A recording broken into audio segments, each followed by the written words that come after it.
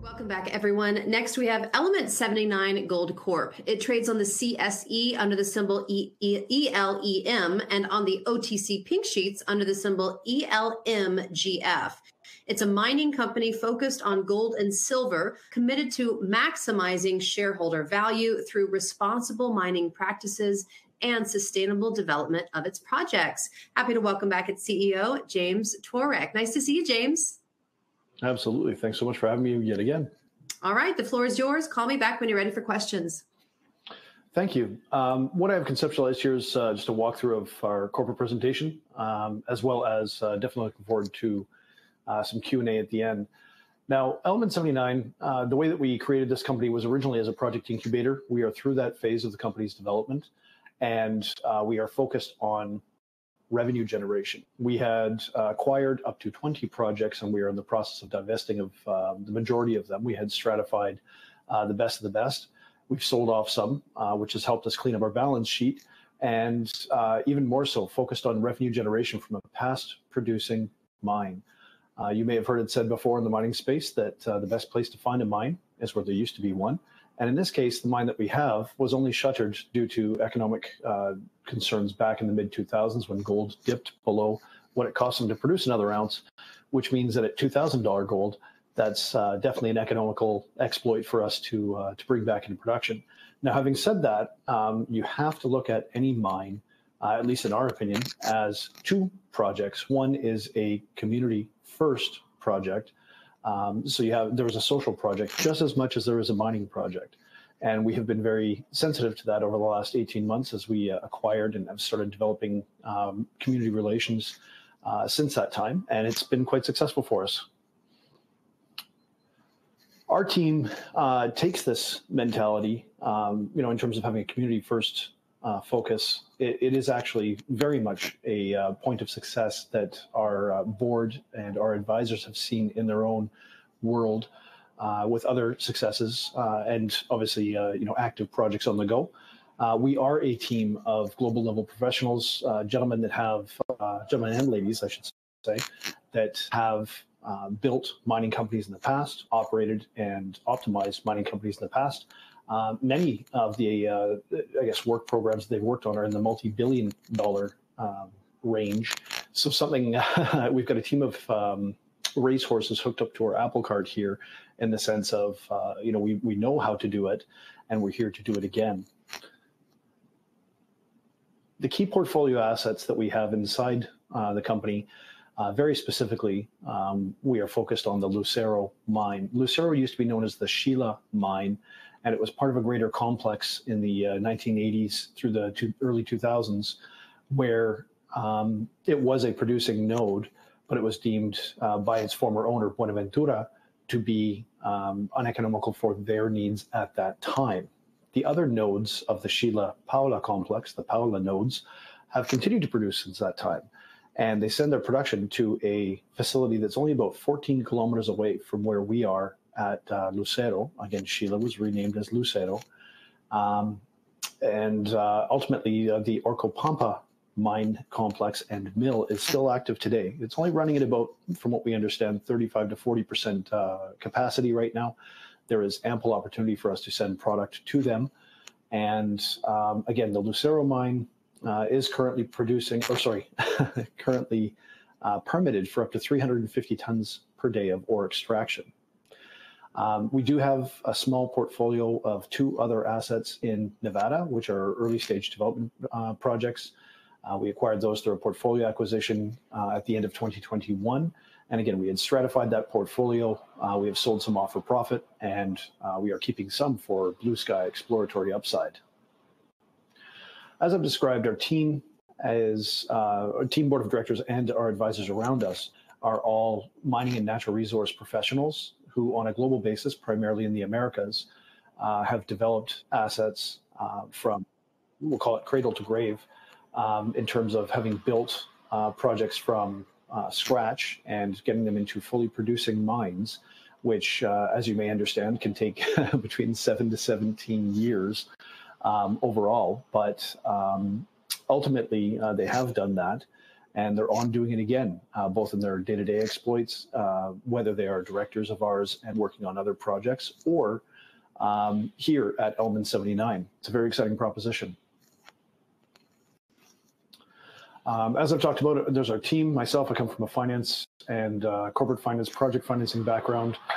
Kim Kirkland, our COO, is a JORC fellow, and he has, specifically in Peru, he spent 21 years working on multiple projects down there, but more specifically Antamina, which major production facility. I believe it's copper, as well as separately the Las Bambas mine, where he was the regional operations manager. And Las Bambas, at the time that he was there, was Peru's largest copper mine. And ultimately, you know, fantastic to have someone of his experience that knows how to run something of such capacity. And he's here as our Chief Operating Officer for focusing on feeding what we want to do for commercial production in the initial points of where we're developing the company, as well as on into building our own facilities in the midterm. Another gentleman on our team, a director of ours, Antonios Madagakis, he was actually the original CEO of the company that we had hired the Peruvian assets through. And he is a PhD in mining, specifically focused on sustainability, as well as a PMP and a master's level engineer who has worked and operated and optimized mines on a global basis for everybody from Koch Industries to Freeport-McMoRan, Barrick, El Dorado, and he's built a consultancy which behind the scenes has helped companies such like Skeena Resources and West Red Lake Gold through their, we'll say, back-end operations when it comes to putting mines back into production. Very exciting to have a team of this caliber. And other teammates that we have in terms of additional geological and mining operations, I guess backgrounds and specialties. Mr. Neil Pettigrew is an exploration geologist, runs his own consultancy out of Thunder Bay, Ontario, very, very highly esteemed within the Ontario Geological Study, and he works as the VP Exploration for the company formerly known as Palladium One. I believe it's called GT Resources now. Fantastic to have him as a director for guidance, understanding, you know, deal structuring, next moves, as well as helping as our QP for any of the geological reporting that we have. Mr. George Toomer has had several large exits over his career in the mining space, predominantly in Central Asia. And with that, he's had some significant exits, but he's back here with his operations abilities to help us as we put mines back into production. Mr. Shane Williams is currently the CEO at West Red Lake Gold, and he acts as an advisor to us. You know, again, with his experience in building and operating mines, he is a mine developer, so fantastic to have that level of experience at Tworek. And finally, Mr. Warren Levy is an advisor to us. He's a strategic advisor focused primarily in the natural resources space. He's spent the last 25 years of his world working in multiple countries across the Americas. And the vast majority of his successes, to echo a previous soundbite of my own, have been based on Warren and his teams having a community-first approach, being sensitive to the needs of the people around him. And for that, you know, ultimately, you know, a win-win comes out of the relationship that's created between the communities as well as the project that's being worked on. He absolutely typifies and as a fantastic mentor of my own and a driving force behind where we're going inside Element79. Some of the recent successes that we've had inside Element79, as I said, we had this larger portfolio. We had built ourselves to 20 assets overall. And the former crown jewel of that entire portfolio was Maverick Springs. And when we acquired it, it originally had a 1.8 million ounce gold equivalency historical resource. Maverick Springs, when it was with that resource on it, it was only ever conceptualized as an underground mine. Now, what we're able to do is reimagine that data set as a whittle pit model, and by doing so, effectively more than doubled the resource value under the modern 43-101 regime. And in doing so, 3.71 million ounces, which was 1.37 million ounces of gold, and 275 million ounces of silver as an inferred resource. And we looked at that as a major win in terms of showing that our team had the aptitude and knowledge of being able to generate that. But a year and a half, 2 years ago, when we were going out to market to look for drilling capital, precious metals were not necessarily in favor. But what we did find was a counterparty, and they made an offer to purchase Maverick Springs. Now, this transaction just completed on the 8th of May, so just a couple weeks ago. And what that did was something fantastic for our balance sheet in terms of, number one, it gave us the opportunity to basically deleverage ourselves. We did have still from the whole portfolio acquisition, $2.2 million debt facility, in addition to clear up the balance sheet in terms of additional accounts payable and other debt that we had associated to the overall operations of the company for the last 2.5 years. So it's been fantastic to delever that, but it also gave us a small war chest of capital to move forward this year, as well as we did retain 3.5 million shares, approximately 5% of the subsequent company, which is now ASX listed. They completed their IPO on the ASX in Australia on the 15th. And that company's name is Sun Silver Limited, ticker SSI. And happy to report that at this point, our shares have virtually tripled in value due to the, very hot reception, very excited reception of that IPO and where they're going. We're big cheerleaders, and obviously being a just about 5% owner of the company, excited to see where they're going to grow. Some value levers that we're seeing here this year, something I wanted to discuss very specifically is that, number one, yes, proving that our team was able to both increase the resource value at Maverick Springs as well as realize a sale. That sale value of $5.03 million represented a 51.5% ROI over 28 months. I would like to say that that's a bit of a badge on our chest as a team in terms of being able to prove that we know what we're doing, and we can add value to the company as well as our shareholders. Number one. Number two, focusing on Peru. Something that I want to focus on is that as we have a past producing mine that's currently permitted for ore extraction, our focus is to start generating revenue from this mine this year. Okay, and that will be in a crawl before we walk, before we run type process, where number one, we are in the process of renegotiating basically surface access rights with the local community. We expect somewhere between June, July, possibly as late as August to be completed those negotiations.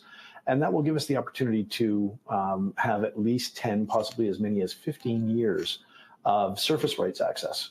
In conjunction with that, we also grant the local artisanal miners the ability to continue doing their work. They're currently producing at something like 70 to 100 tons per week, based on last year's production statistics that we've heard. And with that in mind, they grant us surface right access so we can get in and start doing work inside this mine, including drilling and some bulk sampling. In addition to, we grant them access to continue working and hauling. Now, the beautiful part of the quid pro quo there is that the way the contracts are drawn and that we're negotiating for is that they would then have to sell their product to us as a wholesale, and therefore we can start seeing some cash flow come from the bulk sampling process, both from our own efforts as well as from their work. The goal is to, number one, get drills turning and prove up a mineral resource estimate, ideally this year, in addition to have that feed a PEA, which would help us have everything from the life of mine to a mine plan where we can start getting down to commercial production. Okay, so two value levers right off the hop are, number one, artisanal, getting the community agreement signed for long term, at least 10, possibly as many as 15 years. Number two, seeing the artisanal production come through us as a wholesale, so generating some revenue, so from zero to something, on a monthly basis. I will hold back my estimates. And then number three, getting down to commercial production. In addition to that, we're also working with a couple different local groups in terms of potential other M&A opportunities that would bring some near-term cash flow to the table. I have to bite my tongue on those exact opportunities right now, but very excited about what that might bring here in the near term. Why are we so focused on Lucero? Why are we so excited about it? Well, number one, it's high grade, and you can't beat grade. Simply, when this mine was passed in production from 1989 to 2005, it was averaging 19 grams per ton gold equivalency, which was 14 grams per ton gold and approximately 373 grams per ton silver. So half a gram per ton AU and 10 plus ounces of AG. Fantastic results in terms of what that can do for revenue generation. To give you an idea, although this mine was permitted for up to 350 tons per day, its average production rate was only about 150 tons per day, and it averaged 40,000 ounces of gold equivalency per year. So I'll leave the math up to you when it comes to $2,000 gold or $2,000+ gold, and what that might mean for potential income coming from this mine as we restart it back into commercial production. To bolster our confidence in what Lucero is and proposes to be, we did pull samples. We pulled 600 samples during the program of channel sampling up and down the more than 8.9 kilometers of underground workings. And some of those samples were as high as 11.7 ounces per ton of gold and 247 ounces per ton of silver. So again, high grade, you can't beat high grade. We're very excited about what this means for getting into commercial production. We did complete a 2023 both surface level and underground mapping program, and that data plus the channel sampling that we've formed that we pulled, I should say, has formed a drill program which we intend to get to in June through July of this year. Ideally, once the permits are approved, that we will get down to drilling right away, first underground, and that will then form what we want to look at from a surface level drilling program. And all of that will fill a mineral resource estimate, as well as the PEA studies. Switching gears, like I've mentioned just really quickly, this is a community first process. And what I mean by that is that, truthfully, I mean, to be a good corporate citizen, as well as, fair overall when it comes to getting down to work. The reality is that the way that Peru designed things back in the 40s and 50s is that, number one, the government withheld the mineral rights, and they leased those out every single year, for profit for the federal government, but they gave the communities surface rights. So basically anybody that wants to go do work needs to have, the blessing of the local community to be able to go do so. We have visited and we have been working in this community for the last 18 months in terms of building a relationship with the former and current mayor, as well as the former head of the local artisanal mining guild. And they're changing hats in terms of a new head of that mining association coming up here in June. So by starting with that in mind, we have heard from them in terms of what they look forward to in terms of a mutually beneficial relationship. And with that in mind, again, they're quite open and motivated to have us start our efforts, because there is definitely both a social as well as economic splashover, which does benefit the community. The bottom line is that, these are, number one, they're a mining first community that happen to be subsistence farmers second, because they want to stay in the region and mine. We have been investing both in our own efforts as well as through an NGO to help increase the overall standing and standards, whether that be educationally, socially, and just having a greater understanding of economics to help benefit the community, both at an immediate as well as a federal level or national level perspective. We're very proud of these efforts, and it does help in terms of what we've been able to help with in terms of both educational donations as well as financial. And again, it's a fantastic opportunity for us to keep growing in this community, not just immediately, but in the long term as we continue to develop out this mine. With that in mind, quick comments on the cap table. We did complete a share consolidation back in November to December of last year. We have then cleaned up the balance sheet dramatically, both through some share for debt swaps, basically taking out a lot of the accounts payable and or debt, as well as through the sale of Maverick Springs, been paying that out. Next moves, there will probably be a couple small equity raises in the future, but nothing dramatic.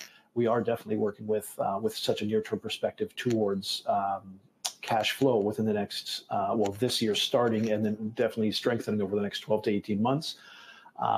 That becomes exciting for institutional capital to take a look at. We are speaking with several different, whether royalty and or streaming and or capital debt groups to help fund our next moves. So I don't foresee mass dilution in the future.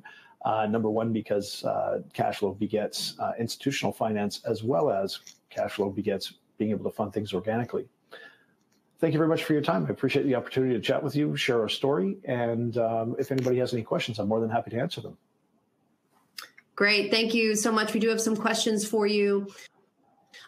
So you're divesting 20 projects. Can you explain, are they being sold? And if so, are there any potential dividends to shareholders? How does that work? Yeah, for sure. I guess I'll have to say, the quickest statement is case-by-case basis. With so many different projects, I can't kind of lump them all together. Some of the deals that we've been able to carve up, most namely a sale of some assets to a company called Centra last year. We sold 2 assets to them in exchange for shares of their company. Okay. And those shares we intend to keep on our balance sheet, because as Centra itself completes its own IPO, we're then looking at being able to use that capital in a strategic manner, to divest of some of those shares over time to feed our operations organically. Okay. In a similar fashion, we just did that with Maverick Springs. So by selling and taking some cash and some shares, we were able to both have a great opportunity to clear up our balance sheet and really have a fresh page looking forward. But also we do have some upside in terms of the growth, and we've already seen effectively a tripling of the value of those shares that we did hold back. Separately, we're divesting of our initial starter kit, our Dale property, which is a greenfield exploratory property in Ontario. And we're going through the phases of, we have sourced a transactional counterparty, and we're going through the phases of waiting for them to complete their own capital raising to then be able to complete the takeout. We're going to be doing a spin out of it, meaning that it's called a plan of arrangement spin out, where Element79 is the mother, ends up spawning a child, which would be a company called Synergy Metals.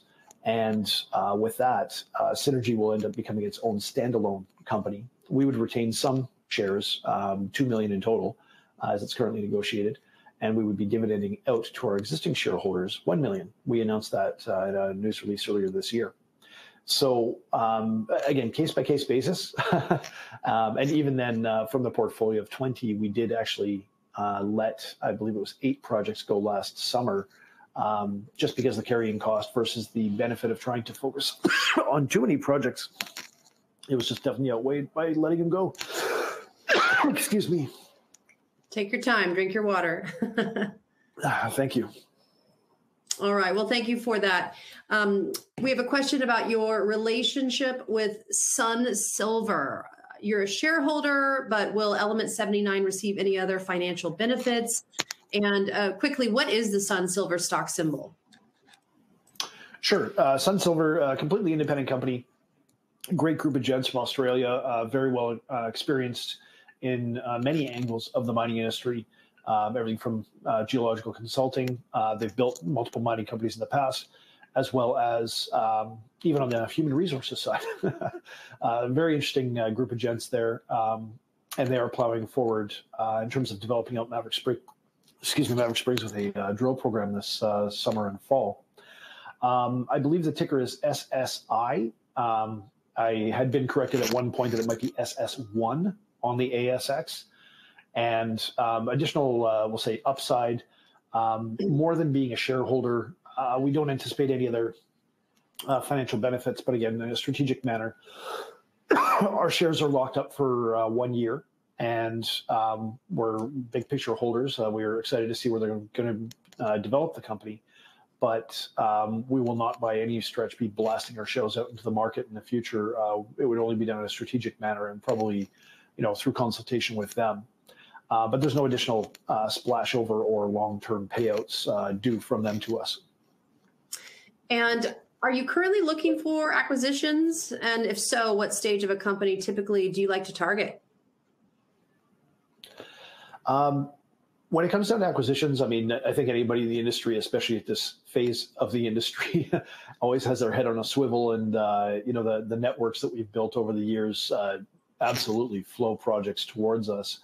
At the same time, not interested in early stage projects. So it's, a greenfield or even brownfield exploration. We have enough exploratory opportunity on 10.8 thousand hectares in terms of Lucero itself. There are 74 veins and only 7 have ever really been exploited commercially. So we have plenty of opportunity to work in, right on our own project. Now, having said that, there are some regional M&A opportunities, whether that means we can increase our existing land package. We can bring some cash flow to the table through a number of different ways, and I don't want to mention too much right now. But absolutely our heads on a swivel, and we are looking for more regional ones, specifically inside Arequipa, Peru, or neighboring states, because, just logistically speaking, there's only so many hours in a day, and we're a small, tight team. We know what we're doing, but we can't be everywhere at once. And how far along with the negotiations of the community agreement are you? Quite far along. We get biweekly updates. The community only meets once a month, typically in the last weekend of the month, the last Sunday of every month. The reception overall for seeing a number one responsible mining party, we'll say some of the past owners and operators in the general region, not just specifically on Lucero, have rubbed the community in a bit of a wrong way. So they're happy to see that we have a community first focus, and we're open to helping them, and fund, whether through donations or joint venture work. They're very happy to see that. We're held in positive esteem, and we do have our community relation team working for us. They've been there for 18 months, and they're there at least 15 to 20 days per month inside the community. We were invited to open up a field office, which we did in February. And as they complete, the biggest thing is that they brought in a new mayor in January, and they're going through the process. There's 7 little nodes, hamlets, if I could, around the region that all vote as one and work as one under the Chachas community banner. And they have to ratify their own charter, which will take no later than July to do. But they have to ratify their own charter before that community can then sign any additional agreements with any mining company. So even their own local artisanal group. So for better or for worse, held in high esteem, but just things work a little bit slower when it comes to working with a remote community such as they are. And last question due to time, it might be a lengthy one. Let's see. Can you re-summarize what you're currently holding and waiting to mature or spin out, and what you're looking to incubate on your own? Sure. Fantastic question. First and foremost, I'll go with the holding category.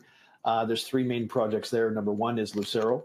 Number 2 is Clover, which is in the Battle Mountain Trend, kind of smack dab in the middle of the Battle Mountain Trend, 16 kilometers away from the Hecla Midas mine, as well as we are holding on to West Whistler, which is regionally proximate to the I-80 Ruby Hill mine, so the south end of the Battle Mountain Trend. We are holding on to those 3 projects. When we're talking about further divestitures, we're having multiple conversations with multiple parties regarding everything from West Whistler all the way through to the remaining projects in the Nevada portfolio, which there are only 3 beyond the 2 that I've already mentioned. And then lastly, the Dale project in Ontario. We are going through the steps. I was just speaking to the lawyers this morning about continuing the process of the spin-out. So All in all, that's where we're going. The core focus of the company is absolutely Lucero and working through getting that back into production. And again, sit tight for further M&A because those things are definitely popping up. They always seem to pop up midsummer down in Peru, and can't say too much more, but we're definitely working hard at seeing some regional opportunities bear fruit. Wonderful. James, thank you so much for this thorough presentation. We hope to have you back in the near future with more updates. Always a pleasure. Give me a holler anytime. I'm happy to come back. All right. Thank you, guys. We'll be right back with our next presenter. Stay with us.